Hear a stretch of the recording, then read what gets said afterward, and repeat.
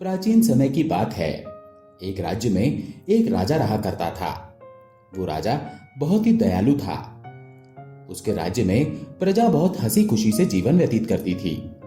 राजा इतना दयालु था कि जानवरों पर भी अत्याचार नहीं करता था, सबसे प्रेम किया करता था।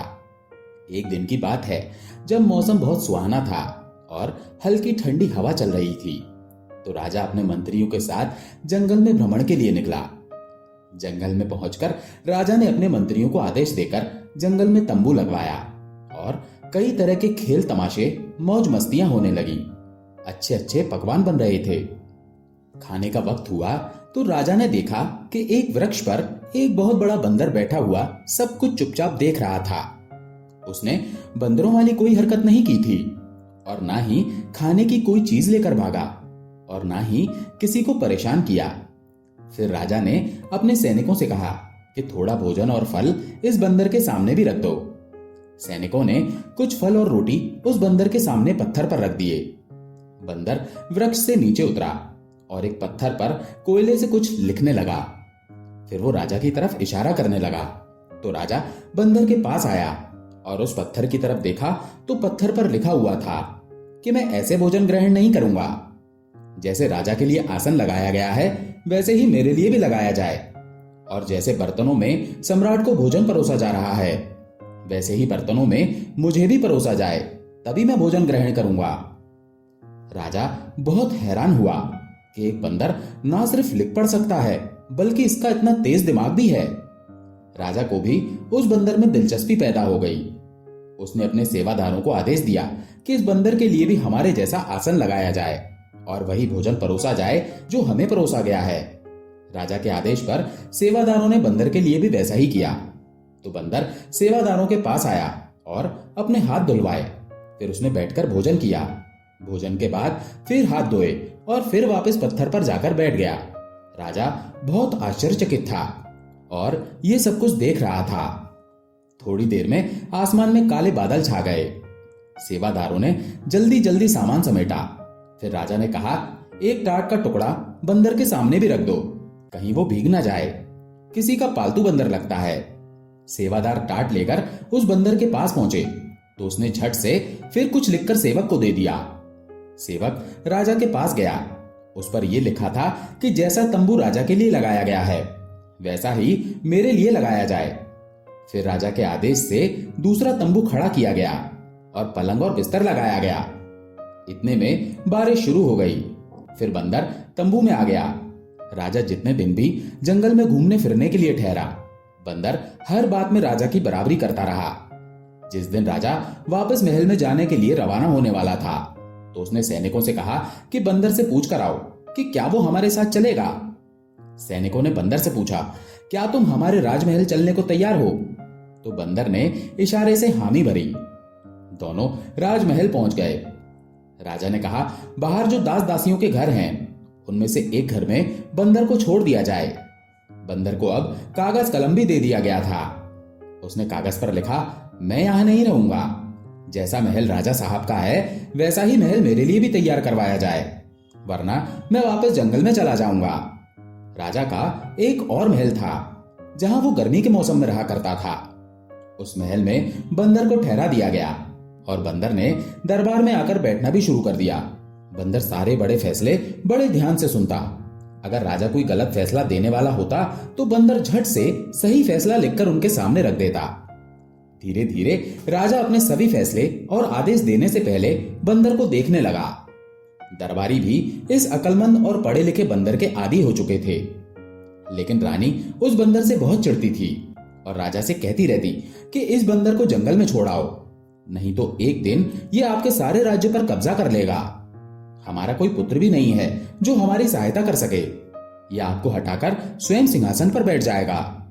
राजा हमेशा रानी को समझाता। हमारे राज्य में इसकी वजह से और सुधार आया है, लेकिन रानी को चैन नहीं आया। रानी बंदर को मारने की साजिश करने लगी।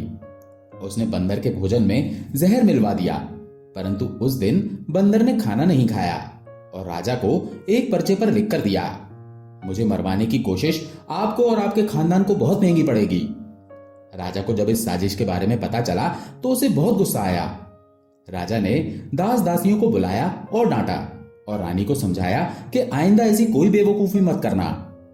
राजा की एक ही पुत्री थी जो बहुत ही रूपवान थी। उस राजकुमारी के रूप के आगे चांद भी फीका पड़ जाए। राजा अपनी पुत्री को जान से भी ज्यादा चाहता था और बंदर के चर्चे उस राजकुमारी ने भी सुने थे। राजकुमारी के मन में उस बंदर को देखने की जिज्ञासा उठी। एक दिन बंदर राज्यसभा से निकलकर अपने महल जा रहा था। राजकुमारी अपनी सहेलियों के साथ खड़ी होकर उस बंदर को देखने लगी। बंदर ने जब राजकुमारी को देखा तो रुक गया और राजकुमारी को घूरने लगा। राजकुमारी बंदर से डरकर महल में भाग गई। उस दिन से हर रोज जब राजकुमारी सज संवर कर आईना देखती तो शीशे में उसे पीछे से बंदर का चेहरा नजर आ जाता। बंदर ना जाने कैसे उसके कमरे में घुस जाता। डर के कारण राजकुमारी का स्वास्थ्य बिगड़ गया। फिर कुछ दिन बंदर उसके कमरे में नहीं आया तो राजकुमारी ठीक हो गई। बंदर ने फिर से आना शुरू कर दिया। एक दिन उसने पर्चा लिखकर राजकुमारी के हाथ में थमाया। उस पर्चे में लिखा था, क्या तुम मुझसे विवाह करोगी? मेरा विश्वास करो, मैं भी बहुत खूबसूरत हूं। राजकुमारी जानती थी कि यह बहुत समझदार बंदर है, मुझे कोई हानि नहीं पहुंचाएगा। धीरे धीरे राजकुमारी का डर खत्म हो गया और उसे उस बंदर से सहानुभूति हो गई। राजकुमारी सोचती कि ये कितना समझदार और पढ़ा लिखा बंदर है। इसने मेरे पिताश्री को इतने खतरों से बचा लिया है। हम पर इसके बड़े एहसान हैं। अब राजकुमारी उस बंदर से भयभीत नहीं थी। वो बंदर थोड़ी देर उसके कक्ष में ठहरता, उसे देखता और फिर चला जाता। ये बात रानी के कानों में जा पहुंची। उसने तो सारा महल सर पर उठा लिया और बंदर को खूब बुरा भला कहा और राजा के पास जाकर रोते हुए कहने लगी, अब तो हद ही हो गई। आपका वो बंदर आपकी प्राणों से प्यारी पुत्री के पीछे पड़ गया है। या तो उसे निकाल दो या फिर मैं जहर खा लूंगी। मैं तो तंग आ गई हूं। राजा ने राजकुमारी को बुलाकर पूछा, क्या वो बंदर तुम्हें परेशान करता है? राजकुमारी ने सारी बातें सच सच बता दी और कहा, पहले मुझे उससे बहुत डर लगता था, लेकिन अब नहीं लगता। पता नहीं वो कौन है और उस पर क्या मुसीबत पड़ी है। राजा को विश्वास हो गया कि चलो राजकुमारी की जान को कोई खतरा नहीं, लेकिन फिर भी उसे ये बात पसंद नहीं आई कि बंदर इस तरह से राजकुमारी के कक्ष में प्रवेश करे। उन्होंने उस बंदर से बात करने का फैसला किया। अगले दिन राजा बंदर के महल में पहुंचा। बंदर बगीचे में टहल रहा था। राजा ने बंदर से कहा, देखो, मैं नहीं जानता कि तुम कौन हो, लेकिन आज तक मैंने तुम्हारी हर बात मानी है। तुम्हें अपनी बराबरी का दर्जा दिया है, जो शायद कोई दूसरा राजा अपने राज्य में सहन नहीं करता। लेकिन अब तुमने मेरी पुत्री को परेशान करना शुरू कर दिया। ये मुझे पसंद नहीं है। इससे पहले कि मैं कोई सख्त कदम उठाऊं, तुम इस हरकत से बाज आ जाओ और सुधर जाओ। बंदर झट से महल में से कागज और कलम लाया और लिखने लगा। उसने लिखा कि मैं आपकी पुत्री से विवाह करना चाहता हूं और आपको विश्वास दिलाता हूं कि मैं आपकी पुत्री को हमेशा खुश रखूंगा। उसे कभी किसी चीज की कमी नहीं होगी। राजा हैरान रह गया। वो सोचने लगा, अपनी फूल सी राजकुमारी का विवाह इस बंदर से? ये तो कभी नहीं हो सकता। राजा ने साफ साफ कह दिया कि मेरे जीवित रहते हुए ऐसा कभी नहीं हो सकता। बंदर ने राजा की कमर से तलवार निकालकर तान ली और दूसरे हाथ से लिखा कि अगर आपके जीवित रहते ये मुमकिन नहीं है तो फिर मरने के लिए तैयार हो जाइए। आपको मारकर मैं आपकी पुत्री से विवाह कर लूंगा। आपने मेरे ऊपर एहसान किया, मुझे इस महल में रखा, इसीलिए मैं आपके खून से अपने हाथ नहीं रंगना चाहता। राजा को अपनी मौत सामने नजर आई तो वो बोला, मैं सोचकर जवाब दूंगा। बंदर ने लिखा, जो कुछ भी हो, लेकिन वो जवाब हाँ में ही होना चाहिए। राजा बेचारा अपने महल में वापस आ गया। अब वो बहुत दुखी था। एक तरफ पुत्री थी और दूसरी तरफ उसकी अपनी जान, उसकी जिंदगी। वो क्या करता, क्या ना करता। उसने सारी रात टहलते टहलते गुजारी, लेकिन रानी को उसने कुछ भी नहीं बताया। वो जानता था कि ये सुनकर वो महल सर पर उठा लेगी, कहेगी, तुम इसे लाए ही क्यों थे? सुबह हुई तो वो फैसला कर चुका था कि वो कभी अपनी पुत्री का विवाह इस बंदर से नहीं करेगा। अपनी पुत्री को किसी बंदर से ब्याहने के बजाय वो अपनी जान दे देगा। इतना सोचकर वो राजकुमारी के पास गया और उसे समझाने लगा कि कल अगर उसे कुछ हो जाए तो उसे क्या करना चाहिए, अपनी मां को कैसे संभालना है और राज्य को कैसे संभालना है और राज्य के कामों को कैसे देखना है। कौन कौन वफादार लोग उसकी मदद कर सकते हैं। राजकुमारी ने अपनी आंखों में आंसू भरकर कहा, पिताश्री, आज आप कैसी बातें कर रहे हैं। राजा ने राजकुमारी को समझाया और बोला, पुत्री, वो बंदर मेरी जान के पीछे पड़ गया है। कहता है या तो मैं तुम्हारा विवाह उससे कर दूं या वो मुझे जान से मार डालेगा। मैं आज उसको साफ साफ जवाब दे दूंगा और शायद वो तुरंत ही मुझे मार दे। तुम अपनी माँ के साथ तहखाने में छुप जाना और उस वक्त तक ना निकलना जब तक वो बंदर मायूस होकर यहां से चला ना जाए। राजकुमारी कहने लगी, पिताश्री, आपकी जान इतनी बेकार नहीं है। आप सिर्फ मेरे पिता ही नहीं बल्कि इस राज्य के राजा भी हैं। आप जाकर बंदर से रिश्ते के लिए हाँ कर दीजिए। अगर मेरी किस्मत में यही लिखा है तो वो आपके मरने के बाद भी होकर रहेगा। राजा मान गया, लेकिन उसका दिल परेशान था, लेकिन वो मजबूर था। फिर वो बंदर के पास जाता है और विवाह के लिए हाँ बोल देता है। बंदर ने कहा, राजा साहब, आप विवाह की तैयारी कीजिए। रानी के कान में जब ये बात पहुंची तो उसने सारा महल सर पर उठा लिया। वो बहुत रोई धोई, जान देने की धमकियां दी, बाल नोचे, कपड़े फाड़े, लेकिन होनी को कौन टाल सकता है। विवाह वाले दिन राजा ने रानी को एक कक्ष में बंद कर दिया और शादी हो गई। राजकुमारी विदा होकर बंदर के महल में चली गई। जब उसकी विदाई हो गई तब उसकी मां को खोला गया। अगले दिन सुबह जब राजकुमारी महल में आई तो बहुत खुश थी। जैसे ही रानी ने अपनी पुत्री को देखा तो वो फूट फूट कर रोने लगी। लेकिन राजकुमारी ने कहा, माताश्री, अब रोने धोने से कोई फायदा नहीं। जो मेरी किस्मत में हो गया वो हो गया, मैं खुश हूं। रानी ने कहा, पुत्री, तुम उस बंदर के साथ खुश हो? राजकुमारी बोली, हाँ, मैं खुश हूं, अब रोना धोना बंद करो। राजकुमारी दिन में अपने पिता के महल में रहती और रात को अपने महल में चली जाती। पुत्री को खुश देखकर राजा भी खुश हो गया था, लेकिन उसकी मां को यह बात किसी तरह हजम नहीं हो रही थी कि उनकी पुत्री एक बंदर के साथ कैसे खुश है। एक दिन मां ने छानबीन करने की ठान ली। रात में रानी भेष बदलकर बंदर के महल की तरफ निकल गई। रोज बंदर अपने महल का दरवाजा अंदर से बंद कर लेता था, लेकिन संयोग से पता नहीं कैसे उस दिन महल का दरवाजा खुला रह गया। रानी चुपके से अंदर घुस गई। राजकुमारी के कमरे का दरवाजा बंद था और अंदर से हंसने बोलने की आवाजें आ रही थी। किसी पुरुष के बोलने की आवाज भी थी। फिर रानी ने ताले के सुराग से अंदर झांक कर देखा। अंदर राजकुमारी के साथ एक खूबसूरत सुंदर राजकुमार जैसा नौजवान बैठा था। दोनों हंस हंस कर एक दूसरे से बातें कर रहे थे। ये दृश्य देखकर मां ने मन में सोचा, अच्छा ये बात है, तभी तो मैं कहूं कि मेरी पुत्री इतनी खुश कैसे रहती है। फिर वो जाने के लिए पलटी तो उसे एक तरफ बंदर की खाल दिखाई दी। रानी ने सोचा, जब ये इतना खूबसूरत जवान है तो इतनी मोटी खाल अपने ऊपर क्यों रखता है और बंदर क्यों बना रहता है। अगर मैं इस खाल को जला दूं तो ये दोबारा कभी बंदर नहीं बन सकेगा। ये सोचकर वो बंदर की खाल उठाकर महल में ले आई और आकर उसे आग लगा दी। इधर खाल में आग लगी और उधर वो राजकुमार जलने लगा। वो बचाओ बचाओ कहता हुआ भागा और गायब हो गया। हैरान परेशान राजकुमारी महल में पहुंची तो देखा कि खाल जल रही है। उसने जल्दी जल्दी आग बुझाई और देखा कि ये उसकी मां का कारनामा है। उसने कहा, हाय मां, आपने क्या किया, मेरा सुहाग उजाड़ दिया। भला मुझसे आपकी क्या दुश्मनी थी। उसकी मां बोली, मुझे क्या पता था पुत्री, मैंने तो सोचा कि ना ये मोटी खाल रहेगी और ना तुम्हारा पति इसे पहनेगा। राजकुमारी का रोते रोते बुरा हाल हो गया।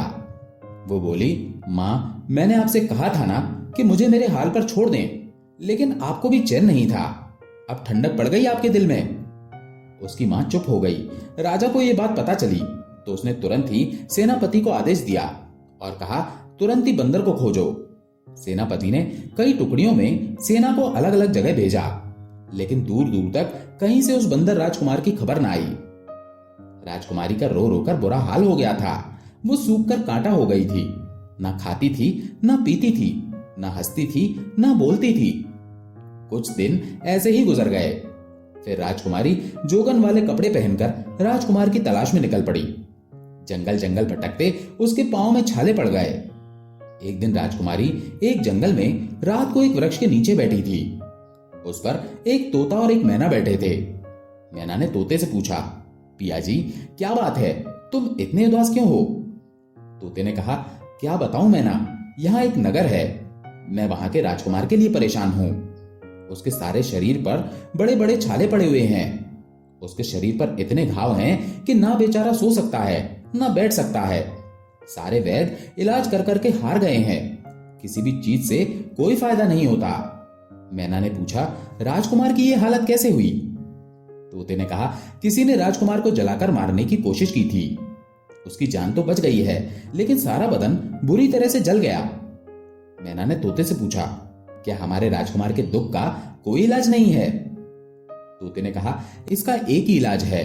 अगर कोई हमारी पीठ इकट्ठी कर ले और उसे चंदन के साथ घिसकर 41 दिन तक सुबह शाम लगाए तो राजकुमार के घाव भर जाएंगे।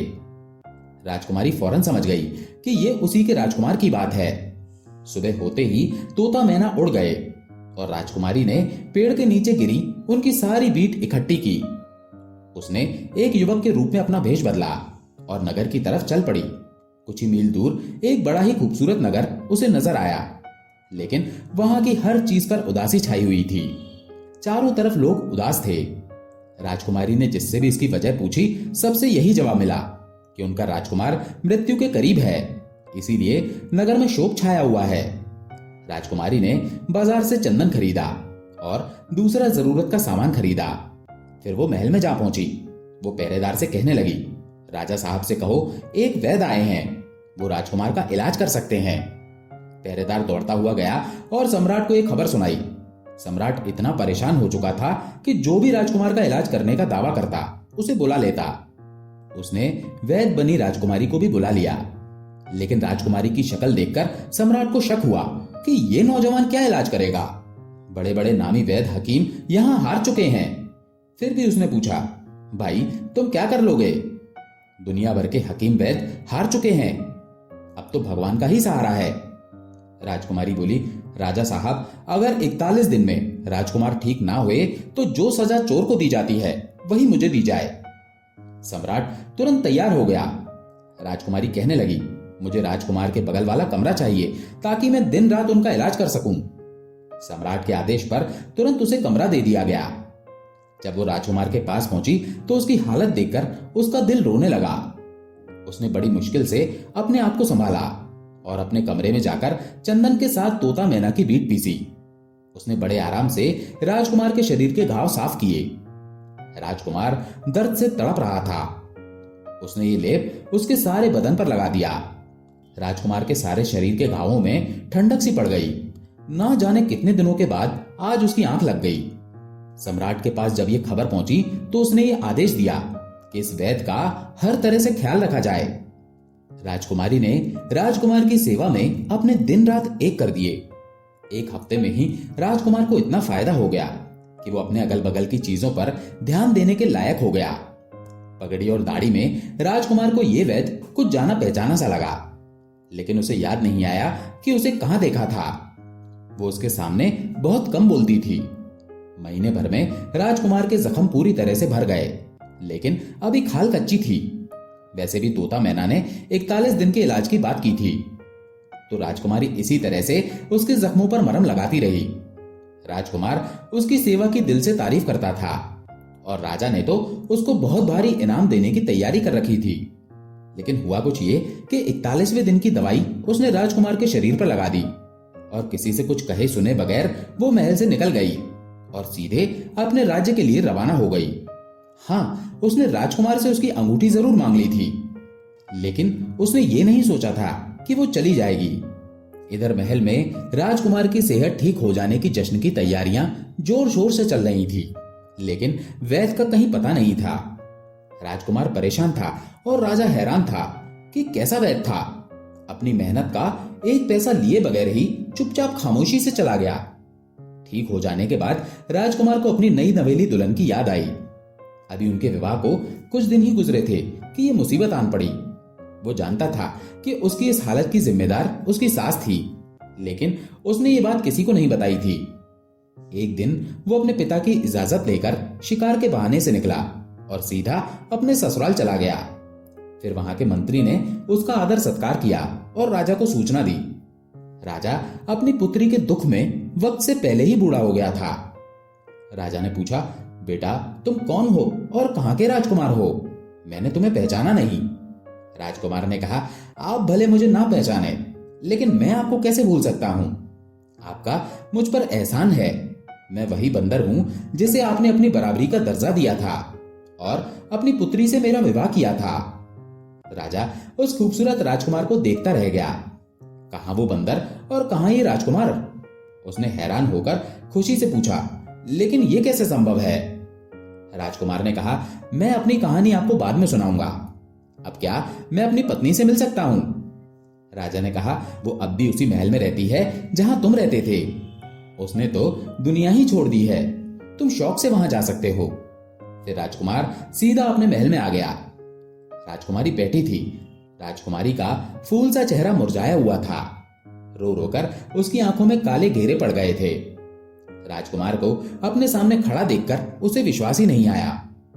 राजकुमार ने कहा, राजकुमारी, तुम्हारा प्यार मुझे यहां खींच लाया। तुम्हारी मां ने तो मुझे मारने में कोई कसर नहीं छोड़ी थी। मेरा शरीर बड़े बड़े छालों से भर गया था। मेरे बचने की कोई उम्मीद नहीं थी। राजकुमारी ने पूछा, फिर आप ठीक कैसे हुए? राजकुमार ने कहा, एक वैद्य मेरे पास आया और उसने 41 दिनों तक मेरे जख्मों पर मरहम लगाया और मेरी ऐसी सेवा की जैसी कोई किसी की नहीं करता। राजकुमारी ने पूछा, अच्छा, तब तो आप लोगों ने उसे खूब इनाम दिया होगा और उसे मालामाल कर दिया होगा। राजकुमार बोला, नहीं, हैरानी की बात तो यही है कि सिवाय मेरी एक अंगूठी के उसने कुछ नहीं लिया और बगैर किसी को कुछ बताए चुपचाप कहीं चला गया। राजकुमारी ने अंगूठी दिखाते हुए पूछा, क्या यही अंगूठी थी? राजकुमार ने कहा, हाँ, मगर ये तुम्हारे पास कहां से आई? राजकुमारी कहने लगी, वो वैद्य मैं ही थी। फिर उसने सारी बातें उससे कह डाली और वो कपड़े दिखाए जो वो वैद्य के वेश में पहनती थी। राजकुमार की तो खुशी का ठिकाना नहीं था। वो बोला, मैं खुशकिस्मत हूं कि मुझे तुम जैसी पत्नी मिली। राजकुमार बोला, तुम्हारी मां ने तो मुझे मारने में कोई कसर नहीं छोड़ी थी। राजकुमारी बोली, मेरी मां भी आपकी दुश्मन नहीं थी। आपको इंसान के रूप में देखकर मेरी मां ने सोचा कि अगर वो बंदर की खाल जला दे तो आप कभी बंदर नहीं बनेंगे, बल्कि हमेशा इंसान बने रहेंगे। उन्होंने तो मेरा अच्छा ही सोचा था। आपको कम से कम मुझे तो ये बता देना चाहिए था कि आपके बंदर के भेष में रहने के पीछे राज क्या है, तो मैं इस खाल की रक्षा अपनी जान से भी ज्यादा करती। राजकुमार बोला, असल में मुझे कभी इसका मौका ही नहीं मिल पाया। हमारे विवाह को दिन ही कितने हुए थे, सोचा था आराम से तुम्हें बताऊंगा, तभी ये मुसीबत आ गई। फिर राजकुमारी कहने लगी, तो अब बता दीजिए।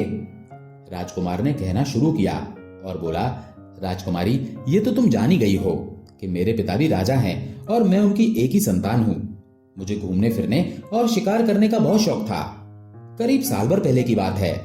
मैं अपने सैनिकों के साथ शिकार करने के लिए निकला। जंगल में मुझे एक बहुत ही खूबसूरत हिरन नजर आया। मैंने निशाना साध कर तीर चलाया, लेकिन वो मेरी नजरों से ओझल हो गया। मैंने जब उसका पीछा किया तो मैं अपने साथियों से भी बिछड़ गया और बहुत दूर निकल आया। मैंने देखा कि एक झरने के किनारे एक बुजुर्ग व्यक्ति बैठे हैं और उनके पास एक 15 साल का लड़का लेटा हुआ था, जिसकी टांग में से खून बह रहा था। और वो बुजुर्ग व्यक्ति उस लड़के के जख्म को धोते जा रहे थे और रो रोकर उस इंसान को बद्दुआ देते जा रहे थे जिसने ये तीर मारा था। मेरी शक्ल देखते ही वो गुस्से से बोले, तुम आदमी हो या बंदर? तमीज तो तुम्हारे अंदर है ही नहीं। उनके इतना कहते ही मैं बंदर में बदल गया। उन्होंने कहा, जा और जंगल जंगल भटकता फिर, तुझे कोई ठिकाना नहीं मिलेगा। उनकी बद्दुआ से और अपनी हालत से मैं इतना परेशान हुआ कि मैंने उनके पांव पकड़ लिए और रोने लगा। मेरी हालत देखकर उस लड़के को मुझ पर तरस आ गया। उसने बुजुर्ग व्यक्ति से कहा, दादाजी, जब इस इंसान ने अपनी गलती मान ली तो इसे माफ कर देना चाहिए। ये भी शर्मिंदा है, इसे माफ कर दीजिए और दोबारा इंसान बना दीजिए। बुजुर्ग बाबा बोले, देख, इससे सीख, तूने इसे जख्मी किया और ये तेरी सिफारिश कर रहा है। खैर, मैं अपनी बद्दुआ तो वापस नहीं ले सकता, लेकिन एक काम कर सकता हूं। साल भर तुम बंदर ही रहोगे। जब कोई लड़की तुमसे सहानुभूति करते हुए विवाह के लिए तैयार हो जाएगी, तब तुम अपने असली सूरत में वापस आ जाओगे। अगर साल गुजरने से पहले तुम्हारा विवाह हो गया तो सिर्फ अपनी पत्नी के सामने इंसान की शक्ल में आ सकोगे। फिर मैं वहां से वापस आ गया। अब मेरा कोई ठिकाना नहीं था। मैं अपने घर भी वापस नहीं लौट सकता था। 6 महीने तक जंगलों में भटकता रहा फिर एक दिन तुम्हारे पिता वहां सैर करने के लिए आए। उन्होंने मुझ पर एहसान किया और मुझे अपने साथ ले आए। मेरी हर इच्छा पूरी की और तुमने अपने पिता की जान बचाने के लिए मुझसे विवाह कर लिया। बाकी का हाल तुम्हें मालूम ही है। जब तुम्हारी माँ ने मेरी खाल में आग लगाई थी तो उस बद्दुआ को पूरे होने में कुछ ही दिन बचे थे। अभी राजकुमार ये कहानी सुना ही रहा था कि राजा और रानी भी वहां पर आ गए। रानी ने राजकुमार से अपनी गलती की माफी मांगी और राजा ने कहा, राजकुमार, हमारा कोई पुत्र नहीं है, अब तुम ही हमारे पुत्र हो, अब ये राजपाट तुम संभालो। राजकुमार ने कहा, अभी तो मुझे अपनी पत्नी को लेकर अपने राज्य जाना है और अपने माता पिता से मिलवाना है। वहां मेरे माता पिता मेरा इंतजार कर रहे हैं, लेकिन मैं वादा करता हूं कि आपका हाथ बटाता रहूंगा। फिर राजा ने धूमधाम से अपनी पुत्री को विदा किया और राजकुमारी राजकुमार के साथ हंसी खुशी जीवन व्यतीत करने लगी। दोस्तों, आज की हमारी ये कहानी अगर आपको पसंद आई हो तो मेरा आपसे निवेदन है, वीडियो को लाइक और चैनल को सब्सक्राइब कर दीजिए। मिलते हैं अगली ऐसी ही मजेदार कहानी में। तब तक के लिए अपना ख्याल रखिए। धन्यवाद।